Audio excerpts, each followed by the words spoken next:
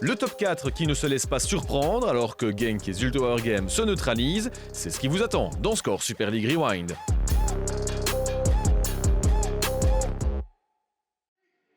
En déplacement à Alost, Oudeverlé-Louvain a pris d'emblée le contrôle des débats et pourtant la première occasion est pour Nicky van den Abel qui trouve la barre transversale. Louvain se heurte à la solide organisation alostoise mais va finir par recevoir un joli cadeau. Marie de Treuer en profite pour faire 1-0, un but particulier pour elle qui a joué à l'Eendracht quand elle était plus jeune. Ik denk dat ik elke match gebrand ben om te scoren. En ja, het was zeer leuk dat dat lukt tegen Aalst. OHL domine la possession du ballon mais n'en fait pas un assez bon usage. Les centres sont bons mais beaucoup moins les gestes devant le but. Alost tente de revenir au score avec un ballon en profondeur, mais le tir de deux frères est trop faible pour réellement mettre classe en danger. OHL continue de se créer des demi-occasions, mais Silke Bakarné est vigilante comme à son habitude. Le score est donc de 0-1 au retour au vestiaire. La deuxième mi-temps débute avec les mêmes ingrédients et OHL qui met la pression, mais Gilles Janssens ne parvient pas à cadrer. Ici, c'est Sarikes qui rate une occasion en or sur le centre de De Treuer. On a connu les louvanistes plus tranchantes. Alost est toujours dans le match et a quelques possibilités, mais le tir de Degenars manque de puissance. Alost veut relancer de derrière, ce qui n'est pas sans risque. De Treuer presse et Bakarné se rattrape de son erreur de justesse alors que De Treuer estime qu'il y a but. Sur l'action suivante, OHL ne parvient pas à faire le break car Van Zer n'a pas mis assez de puissance dans sa tête.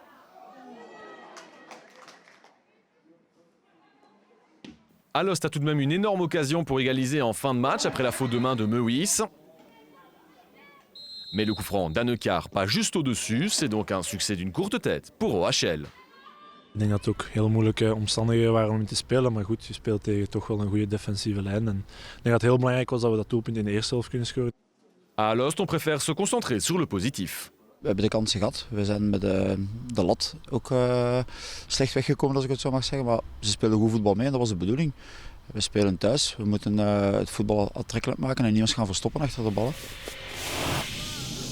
La Gantoise était sur une bonne dynamique depuis quelques semaines et espérait confirmer sa belle victoire face à Oudeverlé-Louvain en remportant un 5e match de suite face au Standard de Liège. Mais les intentions liégeoises étaient tout autres. Il y a eu beaucoup d'engagement dès les premières minutes de jeu. D'ailleurs, la gardienne Daman a eu besoin d'être soignée, mais elle a pu garder sa place devant le but.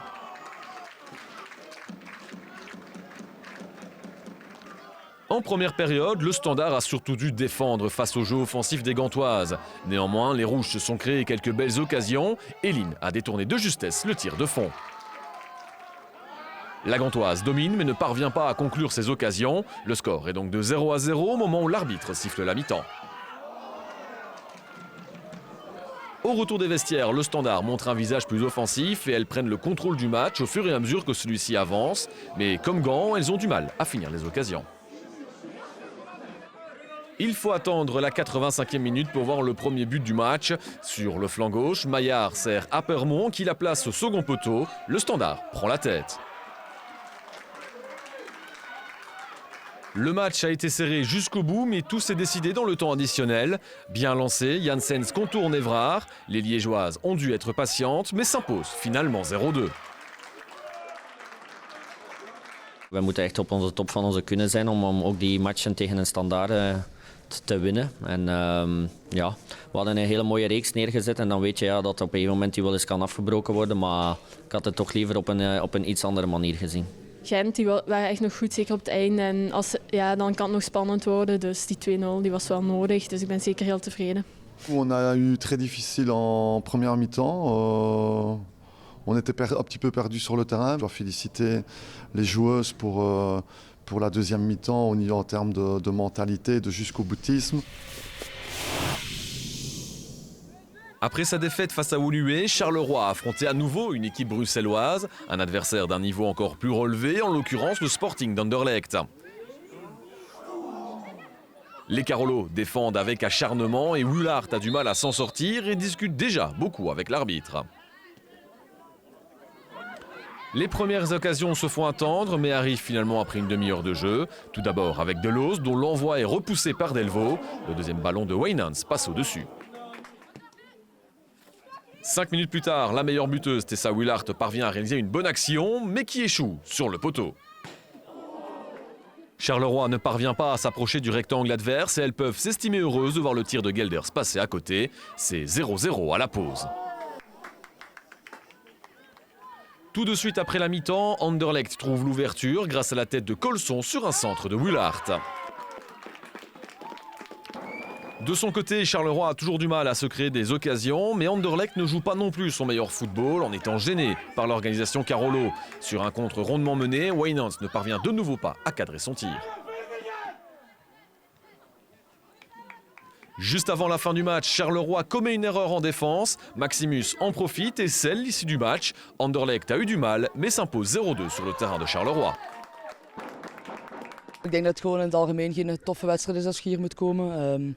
Zeker niet als je met 11 man op eigen helft moet spelen. Dus de bus stond weer goed geparkeerd, maar oké. Moeilijk om er door te geraken, genoeg kansen gehad. Les Carolos se sont battus comme des lions et ont un regard plutôt satisfait du match face au champion en titre.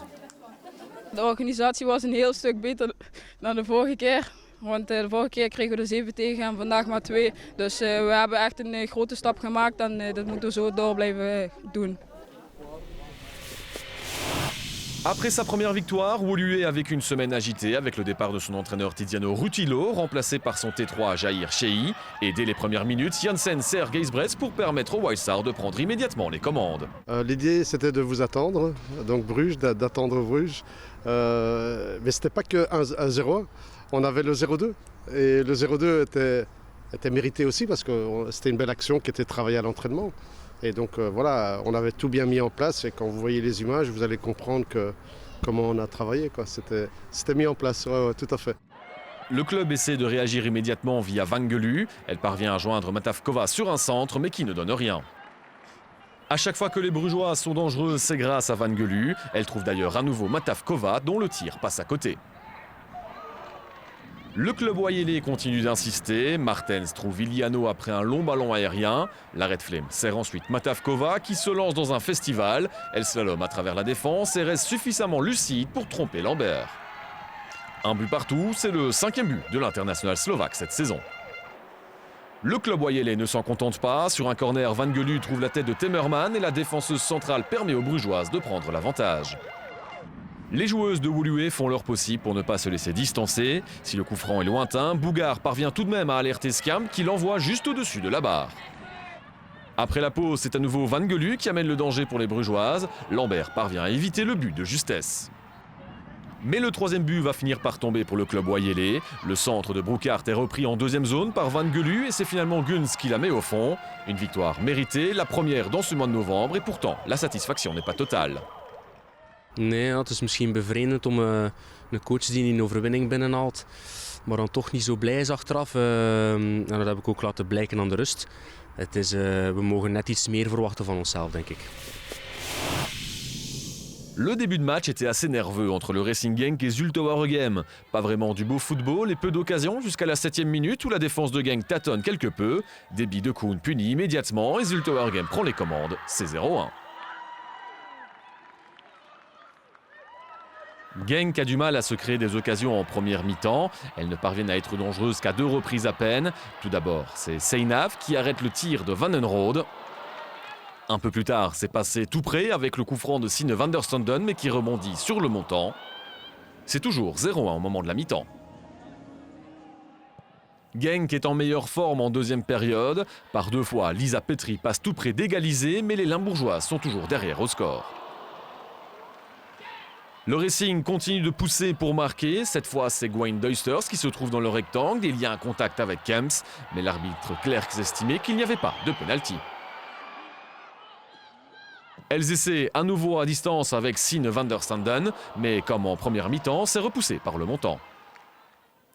Zulte Waregem ne s'est créé pratiquement aucune occasion en 2e période. Montée au jeu, Gina Lisabel tente sa chance, mais Van Seist intervient. Il reste 10 minutes à jouer lorsque Martin frappe un coup franc dans sa propre moitié de terrain. Duisters reprend de la tête et sert Anissa Giugia montée au jeu. C'est un but partout finalement. Les efforts de Genk ont payé et Giugia continue de pousser pour une place dans le 11 de base. Ik werk elke training, elke match. Ik neem al mijn kansen en zo zien we wel. Maar mijn doel is toch wel om in de basis hier te staan. Genk est même passé tout proche de faire 1-2 en toute fin de match, mais le tir de Jan Geer s'est passé juste à côté. Un but partout, score final, un résultat qui n'arrange personne dans la course au play-off 1. Ik zei ook voor de wedstrijd dat vandaag winnen komt op 4 punten. Nu blijft het 6 punten. Oké, je moet nog tegen Gent, dus we zullen zien. Play-off 1 spreken wij niet meer uit en we willen beter worden, vooral qua resultaatgericht en dergelijke. Maar het is het tweede jaar Super League en ik denk vooral dat we moeten rustig blijven en de verwachtingen niet te hoog gaan stellen. Audever les Louvains, Anderlecht, le Standard et le club Wayele se sont imposés dans cette 11e journée. Genk et Zulte Waregem ont partagé l'enjeu, ce qui n'arrange aucune des deux équipes. Pas le moindre mouvement au classement après cette journée. Le top 4 continue de creuser l'écart, mais la course reste ouverte pour les playoffs 1. Place aux Red Flames le week-end prochain, ce qui veut dire que la Score Super League reprendra le week-end du 12 décembre avec 2 belles affiches, Standard OHL et Anderlecht Club Wayele. Rendez-vous dans 2 semaines.